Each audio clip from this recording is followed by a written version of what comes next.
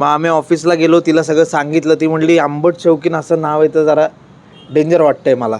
तर मग मी तिला सांगितलं की आंबट शौकीन हे मेटाफर म्हणून यूज केलेलं आहे आणि आंबट शौकीन ही जी जातकुळी आहे त्यांना आपण टार्गेट करतो आहे, फोकस त्यांना ठेवलं आहे आणि त्यांच्या रिलेटेड हे सगळं बांधलं गेलेलं आहे.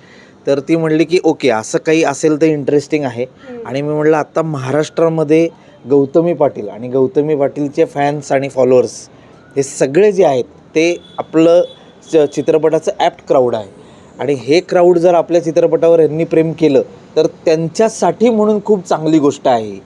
तर हे सगळं तिला पटल्यामुळे ती लगेचच हो म्हणाली आणि आज गौतमी पाटील जशी स्टेजवर आहे त्याच्या कम्प्लिटली अपोजिट ती माणूस म्हणून आहे. ते एकदम शांत, पोलाईट, नम्र मुलगी आहे. तिने खूप ॲडजस्ट केलं आणि कुठल्याही गोष्टीचं म्हणजे ॲटिट्यूड नाही, टँट्रम्स नाही, काहीही नाही. ती आली, तिने जेवढ्या वेळ म्हणलं तेवढ्या वेळ काम केलं आणि ती निघून गेली.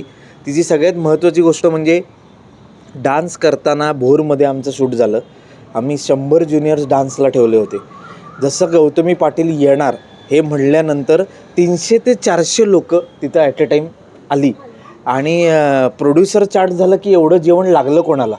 तर ही तिची ताकद आहे, ही तिचे गमवलेलं प्रेम आहे आणि हे आम्हाला त्याची प्रचिती सगळ्यांना गाण्याच्या वेळी मिळाली. आणि दुसरी गोष्ट ती म्हटली की डान्स करताना मी चप्पल किंवा बूट घालणार नाही, मी अनवाणी डान्स करणार कारण हेच माझं सगळं आहे. तर या काही गोष्टी आहेत तिच्या ज्या खूप जास्त भावल्या आम्हाला सगळ्यांना आणि तिच्याकडून शिकण्यासारखं खूप काही आहे. त्यामुळे ग्रेट आर्टिस्ट आहे ती.